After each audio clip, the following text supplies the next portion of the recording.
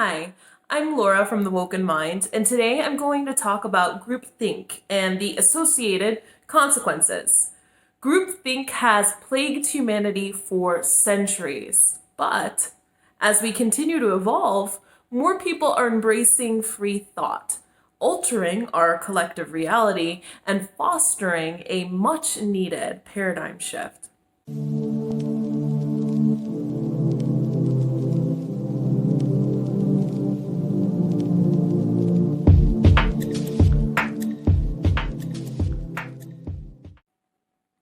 Groupthink can be seen as one of the most destructive and backwards forces in the human collective, but it can also be used for our benefit. As we transition into the stage of individualism, the comfort of the hive mind will continue to dissipate. It is human nature, or should I say the ego's prerogative, to desire conformity as a form of reassurance. People tend to become frustrated, even angry when their belief systems are challenged by opposing views. This craving for undisputed validation can be found at the base of many religions, institutions, and systems that exist in the world today. For example, let's look at our current approach to medicine and science.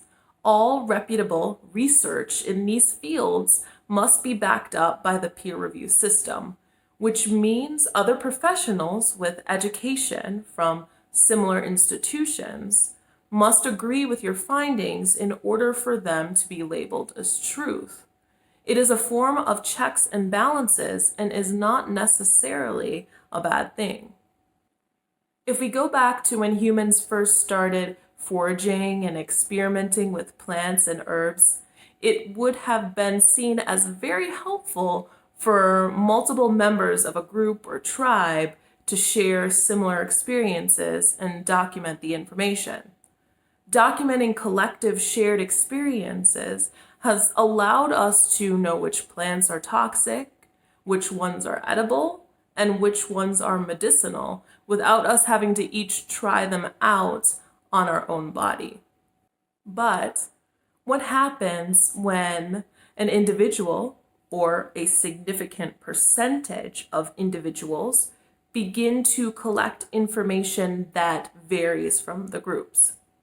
What happens when some people begin to discover that the old information obtained was not as accurate as we once believed it to be? When ego is involved, this can be seen as a threat to the collective.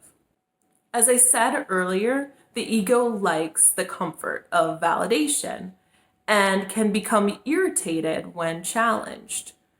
This is when groupthink backfires. If you have 90% of a group clinging to an old belief system and another 10% who are evolving, the 90% will most likely discredit the 10%'s beliefs, possibly even attack them for going against the majority. Groupthink is one of the biggest threats to evolution because it does not accommodate change as well as it should. This is why so many brilliant new schools of thought are shamed and hidden from the public. We often label innovation and new discoveries as quackery or pseudoscience because the hive mind or collective ego is threatened by the change.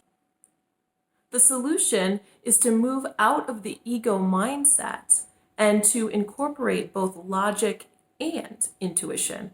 Logic, reason, and tools like the scientific method do protect us, but if they're not merged with intuition, they also hold us back from growth.